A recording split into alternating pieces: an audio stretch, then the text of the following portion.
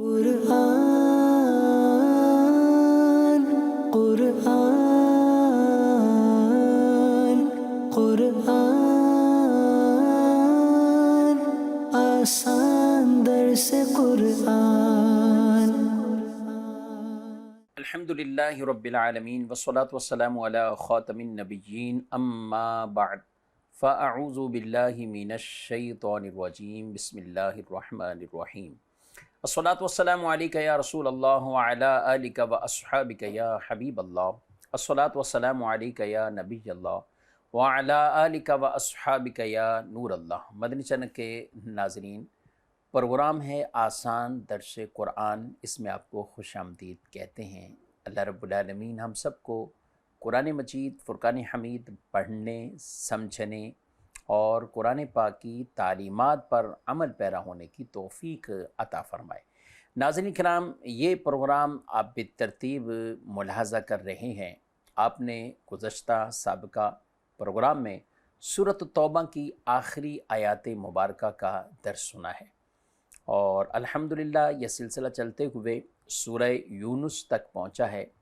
سورۃ التوبہ 10ویں پارے سے شروع ہوتی ہے، 11ویں پارے کے پہلے چند رکوع سورۃ التوبہ پر مشتمل ہے، اور 11ویں پارے میں سورہ یونس ہے۔ آج سورہ یونس سے ہم اپنے اس درس کا آغاز کریں گے۔ اول تاخیر ہمارے ساتھ شامل رہیے۔ سورہ یونس اور سورہ توبہ پہلے سورۃ التوبہ ہیں، اس کی آخری آیات میں رسول مکرم صلی اللہ علیہ وسلم کا اللہ تعالیٰ نے ذکر فرمایا، حضور علیہ السلام کی شانوں کو، عظمتوں کو بیان کیا، اور اس سورہ یونس کے اندر نبی پاک صلی اللہ علیہ وسلم پر جو وحی نازل ہوئی اس کی حقانیت کے حوالے سے بیان فرمایا۔ سورہ توبہ کے اندر منافقین کا کثرت کے ساتھ احوال اللہ نے ذکر کیا، ان کی جس طرح کی بری نیتیں ہیں، جس طرح کی وہ چالیں چلتے ہیں، اس کا تذکرہ سورۃ التوبہ میں ہوا، اور سورہ یونس کے اندر کفار اور مشرکین کا تذکرہ کیا گیا، اور ان کے مختلف باطل عقائد، اور کس طرح یہ مسلمانوں کے قرآن کے حوالے سے، وحی کے حوالے سے شک و شبہات ڈالنے کی کوشش کرتے ہیں، ان چیزوں کا سورہ یونس کے اندر ذکر کیا۔ تو یوں ان دونوں میں صورتوں کے اندر باہمی طور پر ایک مناسبت پائی جا رہی ہے۔ سورہ یونس کے اندر اللہ تبارک و تعالیٰ نے حضرت یونس علیہ السلام آپ کا ذکر فرمایا، اور بطور خاص آپ نے جب اپنی قوم کو ایمان کی طرف، اسلام کی طرف، اللہ کی توحید کی طرف بلایا اور وہ قوم نہ مانی، آپ نے انہیں عذاب کے بارے میں ڈرایا، بالآخر آپ وہاں سے تشریف لے گئے۔ تو جب قوم نے اس عذاب کے آثار دیکھے تو وہ خود بخود مسلمان ہو گئے، اور پھر وہ تفصیل سے واقعہ کہ حضرت یونس علیہ السلام چونکہ وہاں سے گئے، یوں وہ مچھلی کے پیٹ میں پہنچے، اور پھر یہ پورا آگے کا واقعہ اللہ تعالیٰ نے اسے مختلف پاروں کے اندر ذکر فرمایا۔ سورہ یونس کے اندر بھی ہے، اور اسی طرح سورہ صافات میں بھی انبیاء کرام علیہم السلام کا ذکر ہے، اور دیگر جگہوں پر بھی حضرت یونس علیہ السلام کے بارے میں، بالخصوص سورۃ الانبیاء میں 17ویں پارے کے اندر بھی ذکر ہے، اور وہیں آیت کریمہ کا بھی اللہ تبارک و تعالیٰ نے ذکر فرمایا ہے۔ سورہ یونس کے بارے میں کہ سورہ یونس یہ مکی صورتوں میں سے ہے، البتہ چند آیتوں کے سوا وہ مدنی ہے، بقیہ صورت یہ مکیہ ہے۔ رسول مکرم صلی اللہ علیہ وسلم پر ہجرت سے ما قبل جو کچھ نازل ہوا وہ مکی صورتوں سے تعبیر کیا جاتا ہے، اور ہجرت کے بعد جو کچھ نازل ہوا وہ مدنی صورتوں میں آتا ہے۔ یاد رکھیں کہ قرآن مجید فرقان حمید کی چند صورتیں جو الف لام را سے شروع ہوتی ہیں، آپ دیکھتے ہیں حروف مقطعات سے کچھ صورتیں جن کا آغاز ہوتا ہے۔ نبی پاک صلی اللہ علیہ وسلم نے اس کے بارے میں باقاعدہ تعلیم بھی دی۔ ابو داؤد شریف کے ایک حدیث ہے، رسول اللہ صلی اللہ علیہ وسلم سے ایک شخص نے عرض کی کہ مجھے قرآن میں سے کچھ سکھا دیجیے کہ میں اسے پڑھوں۔ ارشاد فرمایا الف لام را سے شروع ہونے والی 3 صورتیں پڑھ لو۔ اس نے عرض کی کہ میری عمر بہت ہو چکی ہے، میرا دل سخت ہو گیا، زبان موٹی ہو گئی، یعنی اب پڑھنا وہ دشوار ہے۔ تو آقا صلی اللہ علیہ وسلم نے فرمایا حامیم سے شروع ہونے والی 3 صورتیں پڑھ لو۔ اس نے پھر وہی عرض کی جو پہلے کی، تو نبی پاک صلی اللہ علیہ وسلم نے ارشاد فرمایا کہ مسبحات یعنی تسبیح سے جو شروع ہونے والی وہ 3 صورتیں پڑھ لو، سبح للہ۔ اس نے پھر وہی عذر پیش کیا کہ مجھے کوئی جامع صورت سکھا دیجئے، تو نبی پاک صلی اللہ علیہ وسلم نے پھر سورت اذا زلزلت الارض زلزالہا، سورہ زلزال اس کی تعلیم دی، سکھا دیا۔ اس سے فارغ ہونے کے بعد اس شخص نے عرض کی کہ جس نے حق کے ساتھ آپ کو مبعوث فرمایا ہے، میں کبھی اس پر اضافہ نہیں کروں گا۔ یہ کہہ کر وہ شخص چلا گیا کہ میں جتنا آپ نے سکھایا میں وہی یاد رکھوں گا، اس پہ اضافہ نہیں کروں۔ تو نبی پاک صلی اللہ علیہ وآلہ وسلم نے 2 مرتبہ ارشاد فرمایا یہ چھوٹا سا آدمی نجات پا گیا، یعنی بظاہر تھوڑے سے عمل پر ایسا ایک عزم کا اظہار کیا، فرمایا یہ نجات پا گیا۔ ناظرین کرام، قرآن پاک سے حصہ لینا، قرآن سیکھنا سمجھنا یہ بہت اہم ہے، بہت ضروری ہے۔ اس دل کو ویران کہا گیا ہے جس دل میں قرآن نہ ہو۔ قرآن تو اصل دل کا نور ہے اور یہ نور سینے میں ہونا چاہیے۔ تو اس لیے ویران دل ہمیں اپنے نہیں بنانے، ہمیں دلوں کو بھی آباد رکھنا ہے، دل بھی ہمارے نور ایمان سے چمک رہے ہو، تبھی کوئی چیزیں اثر کرتی ہیں۔ لیکن اگر دل ہی زنگ آلود ہو جائیں، کالے پڑ جائیں، پھر اس پہ کوئی بات اثر نہیں کرتی، یہاں تک کہ نیکی کی توفیق بھی نہیں ملتی۔ اس لیے اللہ کی بارگاہ میں توبہ کرتے رہنا، استغفار کرتے رہنا، قرآن سے دل لگا لینا، قرآن پڑھنا، یہ دلوں کے زنگ کو دور کر دیتا ہے۔ بڑھتے ہیں ہم اپنی اسی سورہ مبارکہ سورہ یونس کے مضامین کو بھی انشاءاللہ ساتھ ساتھ سمجھتے جائیں گے، اور یہ کنٹینیو اب یہاں سے درس آپ مسلسل سماعت کریں گے۔ اللہ تبارک و تعالی نور قرآن سے میرے اور آپ کے سینوں کو روشن فرمائے۔ بڑھتے ہیں سورہ مبارکہ کی طرف۔ اللہ ارشاد فرماتا ہے بسم اللہ الرحمن الرحیم، الف لام را تلک آیات الکتاب الحکیم، یہ حکمت والی کتاب کی آیتیں ہیں۔ الف لام را یہ چونکہ حروف مقطعات میں سے ہیں، اب کوئی بھی ترجمہ، کوئی بھی تفسیر اٹھا کر دیکھیں گے تو اس کا ترجمہ وہاں نہیں ہوتا۔ ان کے بارے میں ہمیں یہی ہے کہ اللہ رب العالمین بہتر جانتا ہے، اور رب کے علم دینے سے، بتانے سے اللہ کے پیارے نبی صلی اللہ علیہ وسلم وہ اس کی مراد بہتر جانتے ہیں۔ تو اللہ تعالیٰ نے ارشاد فرمایا اے پیارے حبیب صلی اللہ علیہ وسلم، یہ حکمت والی کتاب کی آیتیں ہیں جو آپ کی طرف نازل کیا گیا، یہ قرآن کی ہی آیتیں ہیں۔ اور لوگ چونکہ اس میں جو شک شبہ پیدا کرنے کی کوشش کر رہے ہیں، ان کے بارے میں کیا ارشاد فرمایا، اکان للناس عجبا ان اوحینا الی رجل منہم ان انذر الناس وبشر الذین آمنوا ان لهم قدم صدق عند ربهم قال الکافرون ان ھذا لساحر مبین۔ کیا لوگوں کو اس بات پر تعجب ہے کہ ہم نے ان میں سے ایک مرد کی طرف یہ وحی بھیجی کہ لوگوں کو ڈر سناؤ اور ایمان والوں کو خوشخبری دو کہ ان کے لیے ان کے رب کے پاس سچ کا مقام ہے۔ کافروں نے کہا بے شک یہ تو کھلا جادو گھر ہے۔ اللہ پاک نے جب اپنے پیارے نبی صلی اللہ علیہ وسلم کو رسالت اور نبوت یہ عطا بھی فرمایا اور اس کے اعلان کا بھی فرما دیا، اور حضور علیہ السلام نے اس کا اظہار کیا۔ اب جب اظہار کیا تو عرب کے لوگ جن کے اندر کفر، شرک اور وہ زمانہ جاہلیت سے اپنے آباء و اجداد کے طریقہ کار کے اوپر چلنے والے، تو ان کو جب کہا گیا تو وہ بڑے تعجب کرنے لگے کہ، اور کہتے ہیں کہ اگر کسی کو رسول بنانا ہے تو پھر انسانوں میں سے، عام لوگوں میں سے کسی کو رسول اللہ کیوں بنائے؟ کبھی طرح طرح کی باتیں کہ وہ کوئی اللہ کی طرف سے ایسا رسول ہوتا جو نہ ہمارے ساتھ کھاتا، نہ بازار میں جاتا، نہ کچھ اور کرتا، ایسا کوئی اللہ تعالیٰ اتار دیتا۔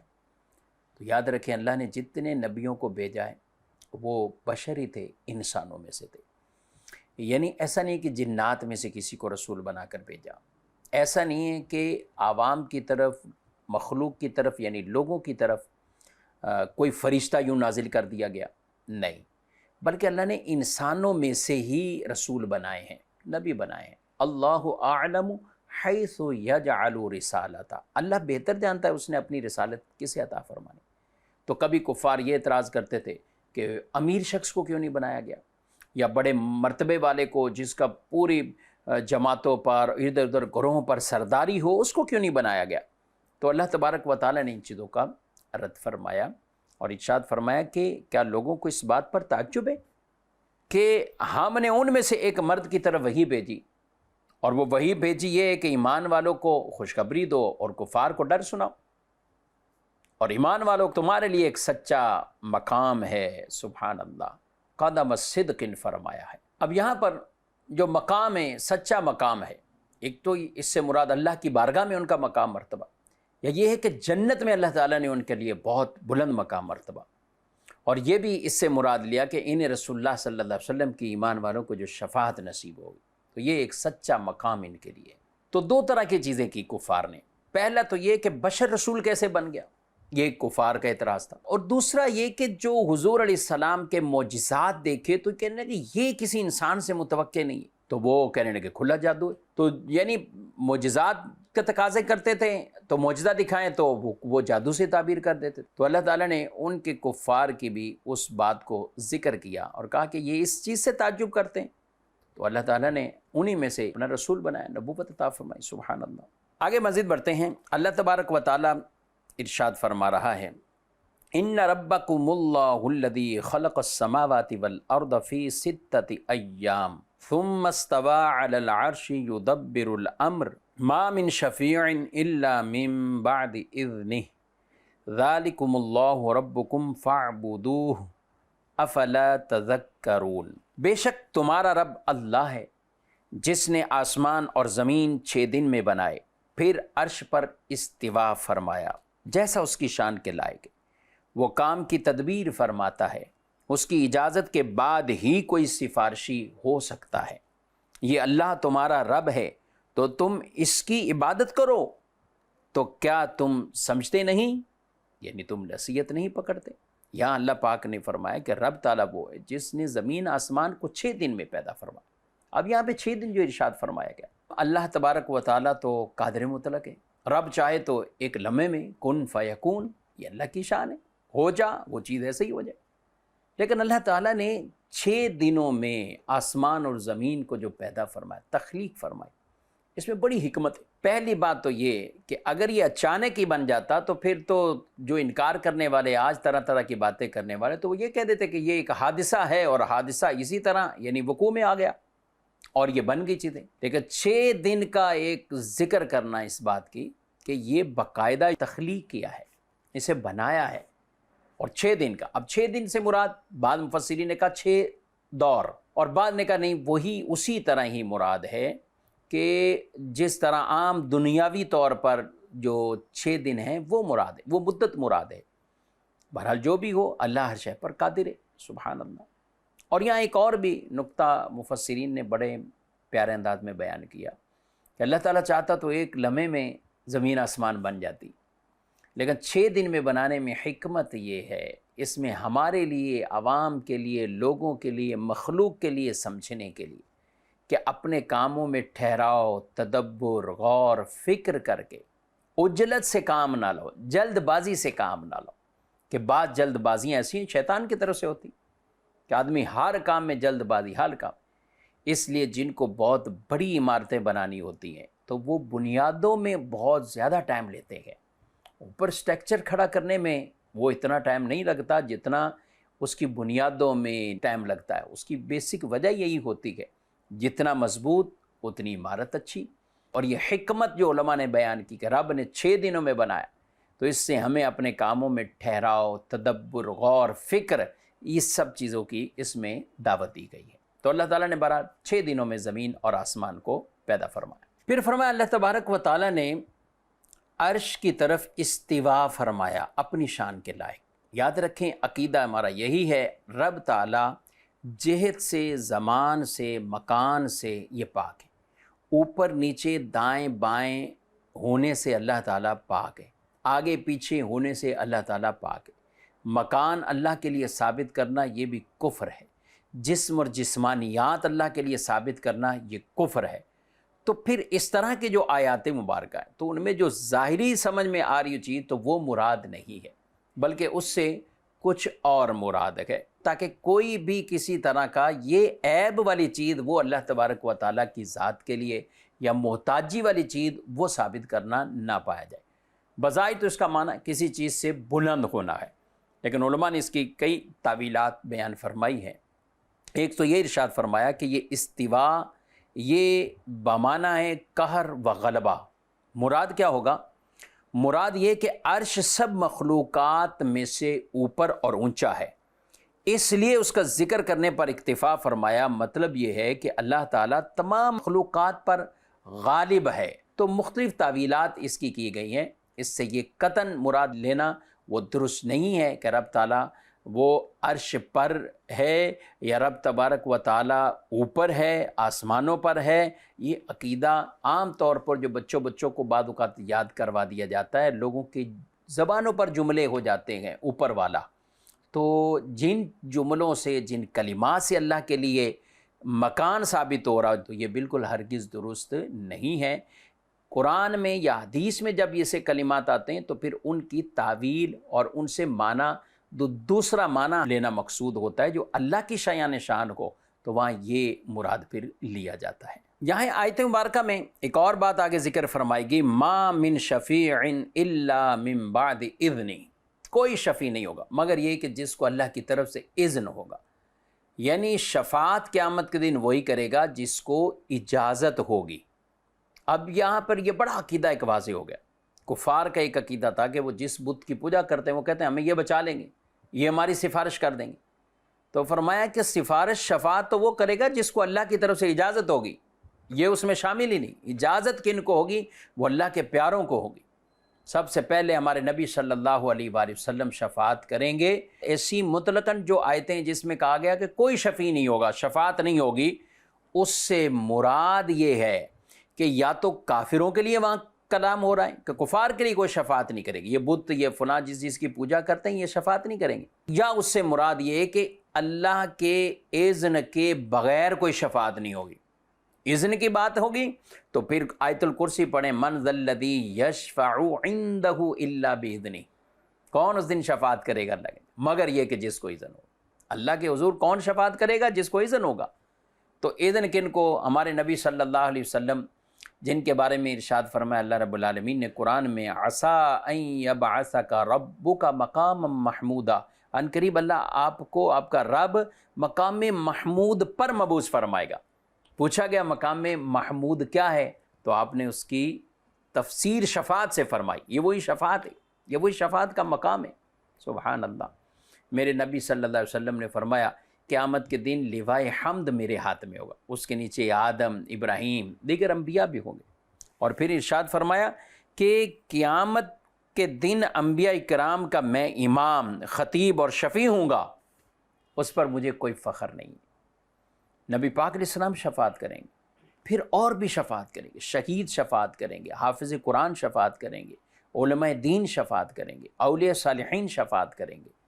اور ان کی تو ایسی شفاعت ہے سبحان اللہ. کوئی ان کا کہ مجھے پہچانو، میں نے آپ کو وضو کروایا تھا، کوئی کہ میں نے پانی پلایا تھا. وہ اللہ کی حضور جنتی شخص جو شفاعت کریں گے تو اس وجہ سے اللہ ان کی سفارش کو قبول فرمائے گا اور ان لوگوں کی شفاعت ان کے حق میں قبول کر کے انہیں بھی جنت کا داخلہ عطا فرمائے گا. تو اس لیے عقیدہ یہ ہے کہ شفاعت ہوگی. مطلقاً اس کا انکار کرنا یہ کفر ہے کہ شفاعت ہی نہیں ہوگی سرے سے. شفاعت ہوگی، البتہ جن آیتوں میں منع کیا گیا تو وہاں مراد بتوں کی شفاعت مشرکین اور کفار کے بارے میں، یا اس سے مراد یہ کہ جو اذن کے بغیر شفاعت ہو، اس سے مراد یہ اذن کے ساتھ ہے، اللہ کی اجازت سے، اللہ کے اذن سے، رب کی عطا سے. تو وہ اللہ کے نبی صلی اللہ علیہ وسلم وہ سب سے پہلے امام الانبیاء صلی اللہ علیہ وسلم شفاعت کریں گے، پھر دیگر نبی بھی شفاعت کریں گے، اور یہ دیگر جن کا تذکرہ حدیث میں ہوا وہ بھی شفاعت فرمائیں. اس لیے ہمارا عقیدہ بالکل واضح ہے. اللہ تعالی ہم سب کو نبی پاک علیہ السلام کی شفاعت اور اللہ اپنے پیاروں کی شفاعتیں ہمیں قیامت کے دن عطا فرمائے. آگے ارشاد فرمائے الیہ مرجعکم جمیعا وعد اللہ حقا انہ یبدأ الخلق ثم یعیدہ لیجزی الذین آمنوا وعملوا الصالحات بالقسط والذین کفروا لهم شراب من حمیم وعذاب علیم بما كانوا یکفرون. اسی کی طرف تم سب کو لوٹنا ہے، یہ اللہ کا سچا وعدہ ہے. بے شک وہ پہلی بار بھی پیدا کرتا ہے، پھر فنا کرنے کے بعد دوبارہ بنائے گا، تاکہ ایمان والوں اور اچھے عمل کرنے والوں کو انصاف کے ساتھ بدلہ دیں اور کافروں کے لیے ان کے کفر کی وجہ سے شدید گرم پانی کا مشروب اور دردناک عذاب ہے۔ یاد رکھیں ناظرین کرام، سورہ یونس کے اندر اللہ تبارک و تعالیٰ نے مرنے کے بعد جو دوبارہ اٹھایا جانا ہے، اور یہ مکی صورتوں کے اندر عام طور پر یہ مضمون ہے کہ مرنے کے بعد بھی اٹھائے جاؤ گے، تو کفار کا بیسک اعتراض، وہ کہتے ہیں مر گئے، ختم ہو گئے، پیچھے آبا و اجداد مر گئے، پہلے کے لوگ مر گئے، کوئی بھی نہیں ہے، جب ان کی ہڈیاں چلے گئیں، گوشت چلا گیا، سب کچھ ہے، تو اب کیا حساب کتاب؟ لیکن مسلمان اس عقیدے سے مرتا نہیں ہے کہ مر گئے اور ختم۔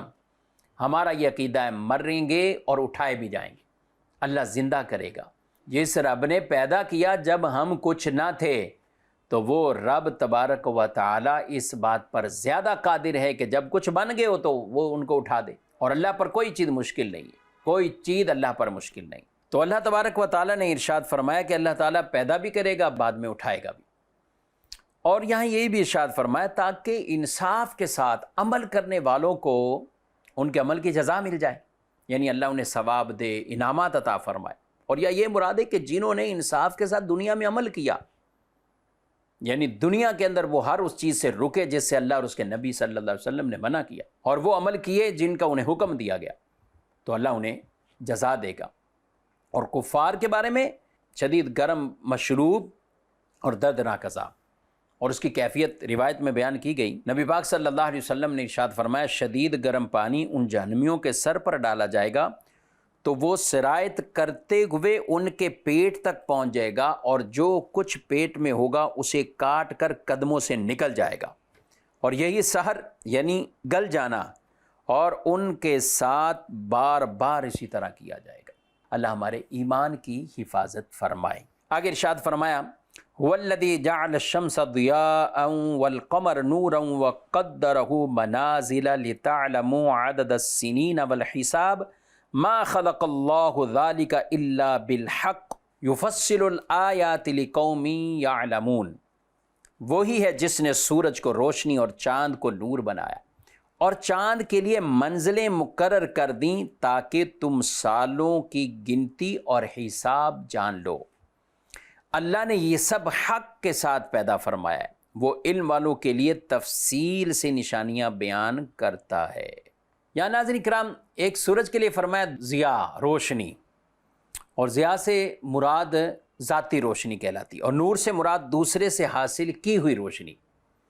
جب اس روشنی کا تعلق سورج سے ہو تو اسے ضیاء، اور چاند سے ہو تو اسے نور کہتے ہیں۔ یہ چاند ہی نے ایک منزلیں طے کرتا ہے۔ اور دیکھیں مہینہ نبی پاک علیہ السلام نے فرمایا 30 کا ہوگا یا 29 کا، 29 کو چاند دیکھتے ہیں، ہو گیا چاند تو اگلا مہینہ شروع، نہیں ہوتا تو 30 کا شمار کیا جاتا ہے۔ تو یہ پورا ایک نظام ہے، اور ہماری کئی عبادات اس سے متعلق ہے۔ جی ہاں، چاند کے اسی حساب کتاب کے ساتھ یہ بھی ارشاد فرمائی اللہ نے بیان کیا ہے تاکہ علم والے سمجھیں اسے۔ اس سے پتہ چلا کئی ایسے علوم ہیں، علم حیت ہو، علم ریاضی، علم فلکیات، یہ بڑے بڑے علم ہیں، اور اچھی نیت سے ہو تو یہ بھی مفید اور ثواب کے کام بن جائیں گے۔ بعض اوقات آدمی سائنسی طور پر ترقی کرتا ہے، ایجادات کو دیکھتا ہے، لیکن اگر انہی کے اندر اللہ تبارک و تعالیٰ کی قدرت کی نشانیوں کو دیکھتا رہے کہ یہ دن رات زمین آسمان کے اندر، اور یہ کیسے کیسے ذخائر ہیں سمندروں میں، پہاڑوں میں، اور کس طرح اللہ تبارک و تعالیٰ نے ان پودوں کو، درختوں کو، آسمانوں پر اڑنے والے آج جہازوں میں بھی جائیں اور وہ 35,000 فٹ بلندی پر جب چلا جائے تو اللہ کی قدرت کی کئی نشانیاں ظاہر ہوتی ہیں، اور آدمی دیکھے۔ اور اگلی آیت جو ارشاد فرمایا دن رات کا بدلنا، یہ سب کیا ہے؟ یہ بھی قدرت کی نشانیاں ہیں۔ تو یہ اللہ تبارک و تعالیٰ کی قدرت کی نشانیاں، اور اللہ تعالیٰ نے کسی چیز کو عبث پیدا نہیں کیا ہے۔ زمین، آسمان، سورج، چاند، ستارے، اور پھر فرمائے ایک مقدار کے ساتھ یہ چلتے ہوئے جا رہے، اور اسی سے تمہارے دنوں کے یہ حساب کتاب ہے۔ قرآن پاک بھی پڑھتے جائیں ناظرین کرام، اور رب تبارک و تعالیٰ کی قدرت کی نشانیاں بھی جگہ جگہ قرآن پاک میں اللہ تعالیٰ نے اسے بیان فرمایا ہے۔ تو پروگرام کا وقت اپنے اختتام کی طرف ہے، آپ سے اجازت چاہتے ہیں، اور انشاءاللہ آئندہ یہیں سے آگے اپنے پروگرام کا آغاز کریں گے، اور اس میں بھی اللہ تعالیٰ نے دن رات اور زمین آسمان کی تخلیق کے حوالے سے جو بیان فرمایا ہے، اور وہ بھی ایمان والوں کے لیے سبحان اللہ، ان کے ایمان کو مزید تازگی مل جاتی ہے، قوت مل جاتی ہے۔ اللہ تعالیٰ ہمارے ایمان قوی فرمائے، مضبوط فرمائے، اور ہمارے ایمان کی حفاظت بھی فرمائے۔ قرآن پڑھنے اور سمجھنے کی بھی ہمیں توفیق عطا فرمائے۔ آمین بجاہ النبی الامین صلی اللہ علیہ وآلہ وسلم۔ قرآن قرآن قرآن آسان درس قرآن